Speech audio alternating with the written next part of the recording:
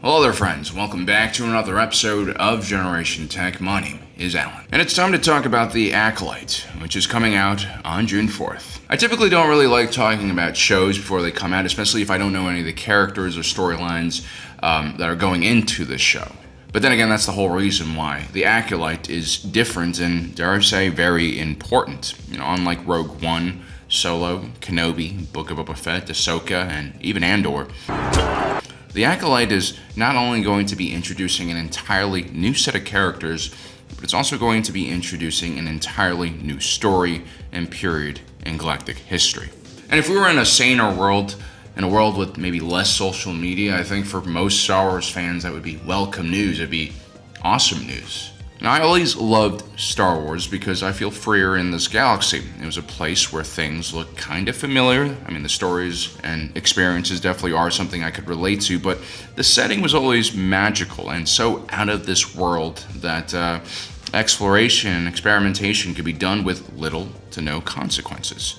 Simply put, it's a good place to talk about things that in real life might be too painful or serious to discuss. And if you've watched this channel long enough, you kind of get the sense that's what I like doing, But now, the opposite has happened, and the real world politics has invaded the actual creation of Star Wars shows, and you guys probably know what I'm talking about. There are entire personalities and channels just dedicated to negativity, conspiracy theories, and just hatred for this franchise. It goes beyond constructive criticism because, a lot of these voices have nothing positive to say at all. And listen, I don't hate these channels. I try not to, at least. I am very frustrated by them, but I don't blame them for doing what they do. You see, I'm not all that different from those channels that put out 20 videos a month about why Disney is run by satanic executives that eat and molest and traffic children, which sounds dubious because you're never supposed to sample your own supply. I'm not that different because I'm also a content creator on YouTube, and if I were more talented, perhaps I wouldn't be commenting about other people's work of art. I'd be out making my own art. But yeah, I lack the talent and skill, and more importantly, probably the energy to do something like that, and so I comment about other people's things. And I actually truly enjoy it. You have to enjoy to do this as long as I have. But when you can't make unique content, you ultimately have to end up gaming the algorithm to a certain extent in order to be successful on this platform.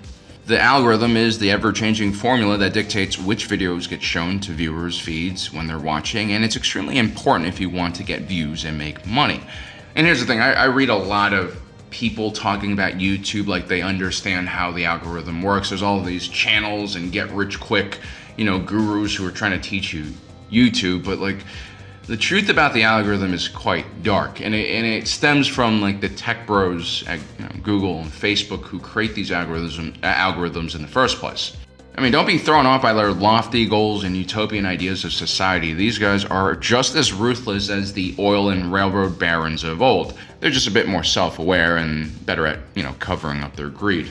And so the algorithms that power YouTube, well, they're really designed for just one thing, and that's making people addicted to these platforms so they can generate as much ad revenue as possible. And the way these algorithms work, well, they really do target human psychology, the way the brain works. And we learned about this actually in Communications 101 when I was getting my degree as a younger man. And the thing that attracts our attention more than anything, the whole reason why humans developed a brain is to detect threats in our surroundings. And so these tech bros have created an algorithm that really preys on the fear centers in our brain, like the dark side, like the Sith. And so when you create a video about the Acolyte, for instance, the title, The Lore Behind the Acolytes, will not do nearly as well as, the insidious woke ideology in the Acolyte that is destroying America. Because, that title, it creates a sense of danger that you need to click on this to know what's happening, what's threatening your family, and so on. And so the crazy thing is, the creators who make this content, I don't even think they believe half the crazy shit they say. I mean, forget about all the politics, forget about the anti-woke versus the woke stuff. I don't think people actually care that much about this. This is all driven by the freaking algorithm. And it really just, it makes us all go crazy for no reason. It's easy to fall into the dark side as a creator. It's easy to make videos about negativity and find yourself creating an audience that's addicted to that negativity. And then one day you look up and you forget why you even started your YouTube channel in the first place because all you seem to do is hate the thing that you used to love. You were supposed to cover Star Wars, not destroy it. No, seriously, I got so pissed off when Andor came out because this was genuinely one of the best pieces of cinema to ever come out in the Star Wars franchise. It might be my favorite show I've ever seen. I mean, Andor was entertaining and exciting like all Star Wars films tend to be, but it was also thoughtful and beautiful. It was a cinematic masterpiece with deep, poignant commentary about society and the systems that control it. And so I remember making my first review video of Andor. I was extremely excited. I was like, oh, Star Wars is back. I mean, this makes up for all the trash we saw during the sequel trilogy, and lo and behold, all the comments were, Andor is woke. Well, I'll never watch another piece of Disney woke trash. And it was so clear to me, that all these negative comments, these were people who didn't actually watch the show. Which meant that I had to spend the entire month convincing people to watch this fucking amazing Star Wars show instead of just talking about it like I usually do. I mean, if you know the showrunner for Andor, Tony Gilroy, he's the creator of the Bourne series. He's not into identity politics. He just makes great content. And Andor, in my opinion, is some of his finest work. But Andor ultimately didn't do nearly as well as it should have. I partly blame it on the overwhelming negativity of the online creator community. And that really pisses me off because, Andor was exactly what the online community wanted. It's what they were badgering Disney about for the longest time. Make something that's actually good, that's actually well thought out, that takes the content seriously. And that's what they did with Andor. But instead of being a huge financial success, Andor performed very mediocrely, and I'm afraid that this might encourage Lucasfilm to not go this route again. Well, at least after the second final season of Andor. I mean, if you hate pop culture and Star Wars so much, why even continue making a channel about Star Wars and pop culture? It's so clear that the algorithm has enslaved these people and their content. And with the Acolyte, I really do fear the same thing is going to happen again. The fans who might like this show the most are now going to be missing out because of all of this negativity that's being generated before anyone's even seen this show. I mean, it is crazy.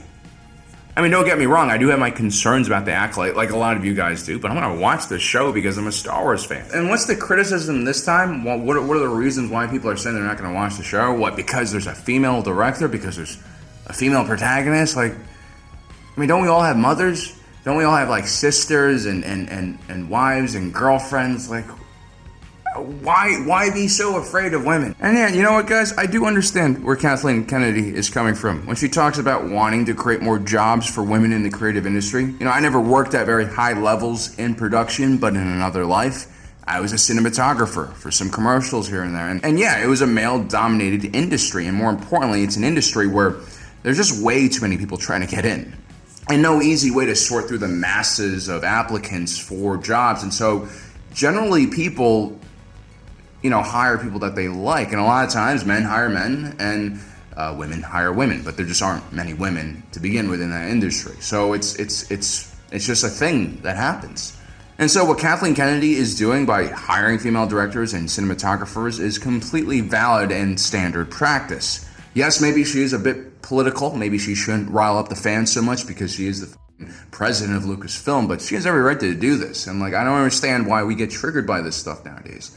Men out there, guys, women are not threats to us. They're the other half of our society. Without them, we're not balanced. We need each other, right? This used to be obvious, dude. No, seriously, I do wish, though, sometimes that Kathleen Kennedy had more tact in how she approaches things. I often point out how Joe Biden announced during his presidential campaign that he would find a black female to be his vice president. That's definitely a nice gesture, but, he probably never considered the fact that he set Kamala Harris up to fail by saying something like that, as if her only qualifications were her skin color and gender. And so when Kathleen Kennedy, who is in a position of power, complains that it's a struggle for female creators and actresses to function in the male-dominated Star Wars fandom, which is toxic, I think she's really... There is some truth to what she's saying, but she's also generalizing an entire fandom of men. And the truth is, most of us we're not toxic like this at all. It's a small minority that ruins everything and that escalates this fight back and forth between Lucasfilm and then the fans. It's so frustrating.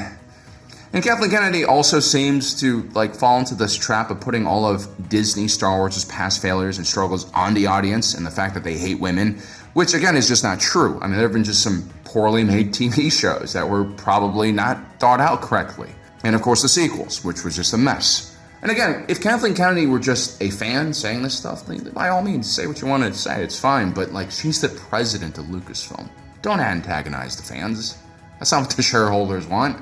Also, by repeatedly telling the fans that she's looking for female directors, she's politicizing the creation of these shows, and it really does put a lot of more pressure on creators like Leslie Headland, the director of The Acolyte.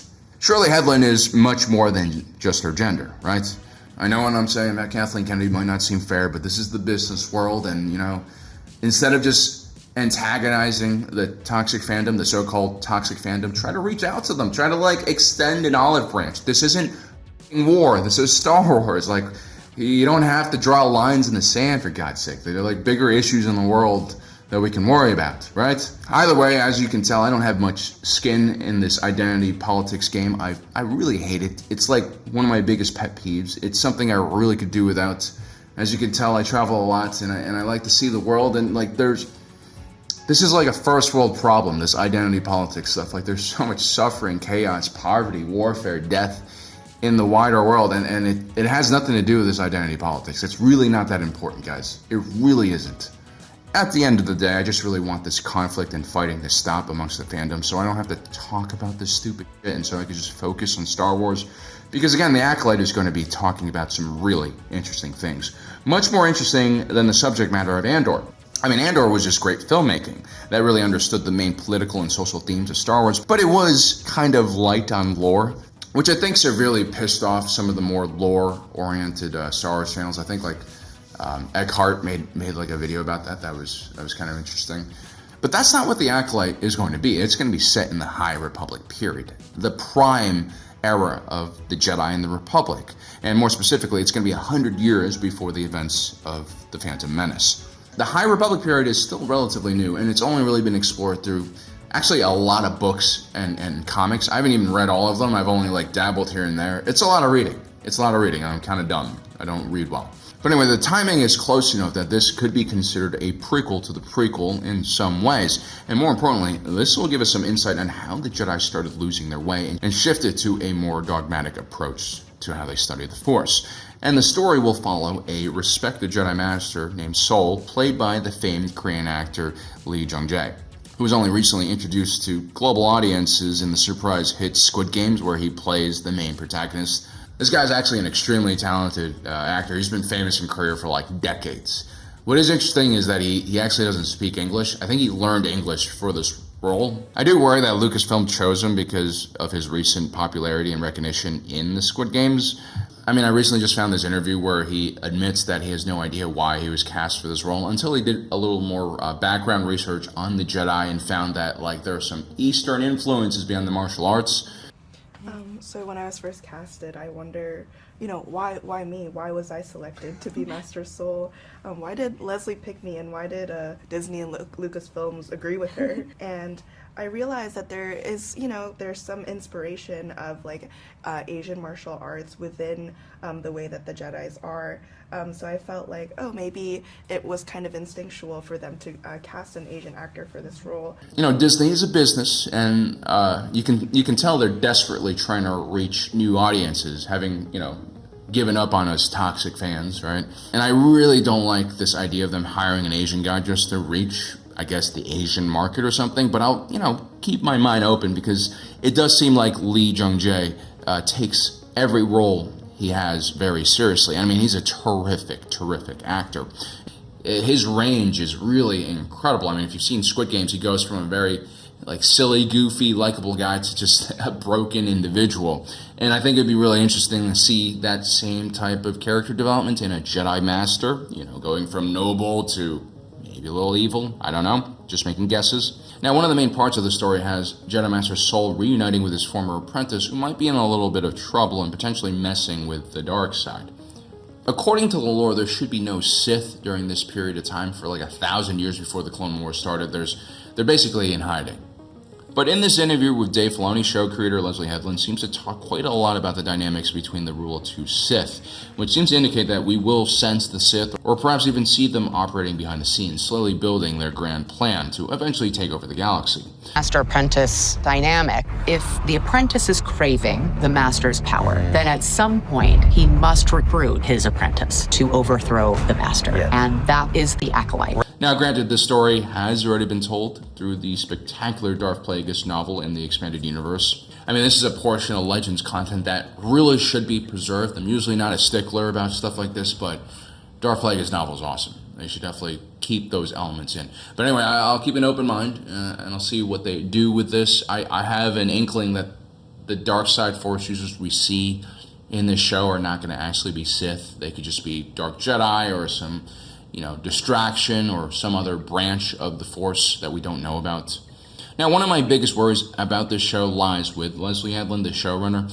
She's credited with directing a few episodes, producing, and also writing this show. And I took a quick look at her IMDb, and I gotta say I'm not really impressed. I mean, she has a history of doing comedies, rom-coms, and black comedies. In all honesty, I've also not seen most of her work, but after seeing Andor and seeing how important Tony Gilroy was to making that show what it was, I'm afraid that maybe Headland might be a little over her head in this project. I mean, Star Wars shows tend to be very difficult to manage. I mean, that's what happened to Gareth Edwards when he created Rogue One. Tony Gilroy had to actually step in last minute and, reshoot a few scenes and make things make sense. It wasn't that Gareth Edwards wasn't talented. He's quite talented. He just never handled a production of that size. But still, I'm going to give Headland the benefit of the doubt. I feel like Disney is getting better at making these shows. And her description of the story of the Acolyte as a mix between Frozen and Kill Bill is definitely kind of interesting. Headland also talks a lot about wanting to focus on the villains of the Star Wars galaxy, and I think this could be a really refreshing take, because in all honesty, during the High Republic period, it's going to be the villains that are more interesting, because they're completely outnumbered and overwhelmed by the Jedi's concrete grip on the galaxy. Also, because I think Disney is starting to learn a little bit more about the process of making these Star Wars shows, they are going to be surrounding her with writers from actually every era of Star Wars. There's going to be Dave Filoni era writers who are only known for the original trilogy. And so I think, that will allow her to focus more on the main storylines and themes, and this way the lore and the meat of the background can be filled out by this, team of professional writers. And honestly, after reading more about Leslie Headland, she is asking a lot of the right questions about this period of time, and she seems to understand what is at stake here. One of the things that Headland wants to address, for instance, is just how Darth Sidious ascends the power without the Jedi noticing at all. Which means we're probably going to see a critique of the Jedi Order that has really, been overdue. Headland mentions that the Jedi are essentially in the Renaissance era, and they're wearing these golden robes that never seem to get dirty. They are basically a power to be reckoned with, and having existed for so long without challenge, they've grown weak and institutionalized. This isn't about good or bad. This is about power. And so this series will actually finally question things like the Jedi practice of training children, something we talked about quite a lot on this channel, and something that was never really addressed during the prequel era because, let's be honest, those guys were kind of lost. We'll also apparently see different schools of the Force, including another group of witches who are not the Night Sisters of Dathomir. And yes, there are also cool little things like whip lightsabers and more non-lightsaber Jedi martial arts combat, which I'm all for. And I'm only really skimming the surface here. Again, I don't really like to do a lot of research before shows start, partly because I'm kind of lazy, and also I don't want to ruin the show. As much as I'm a content creator, I also I want to go into the show like everyone else, not knowing what the hell is going to happen. It's exciting. And honestly, the more research I do about the Acolyte, the more excited I get. And honestly, I do feel sorry for all those Star Wars fans who are stuck in this very negative part of the internet where there's just so much hatred and, fear and anger. They're going to miss out on what I think is probably going to be a really amazing show. I don't know if it's going to be Andor level, but, seeing as this is a new era, I feel like Disney is going to try really hard not to screw this up. And I think we could see something truly special. Well, guys, I hope you enjoyed today's episode. Don't forget to subscribe. Hit that notification button down below so you don't miss out on the rest of our awesome content. As usual, my name is Alan, reminding you that my allegiance is to the Republic, to democracy. I'll see you next time.